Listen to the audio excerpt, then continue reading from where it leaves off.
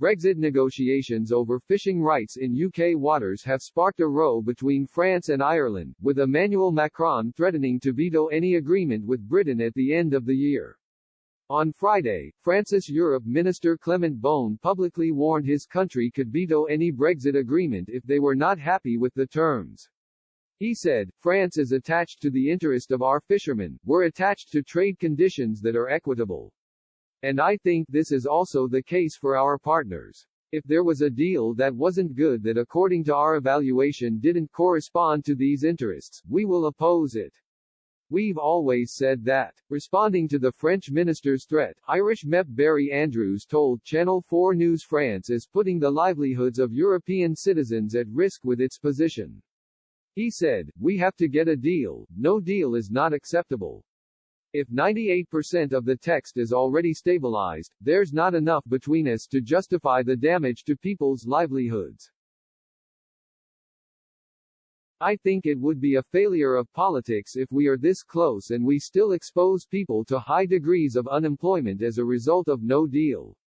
Boris Johnson and European Commission President Ursula von der Leyen are to hold emergency talks. With time for an agreement rapidly running out, the two sides' chief negotiators announced on Friday they were putting the talks on pause to allow political leaders to take stock.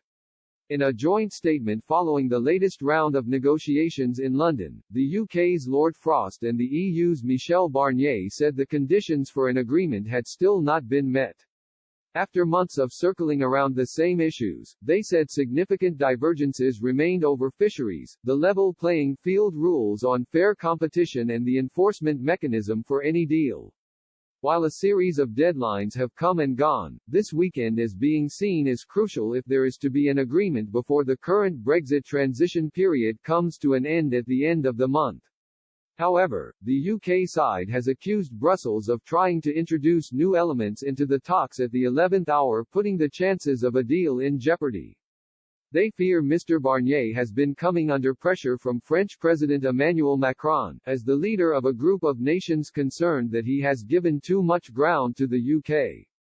He pointedly called for the negotiators to be given the space they needed to conclude their discussions. But in a sign of tensions within the bloc, Irish Premier Michael Martin, whose country could be one of the biggest losers in the event of no deal, complained some member states had been putting pressure on to gain additional information.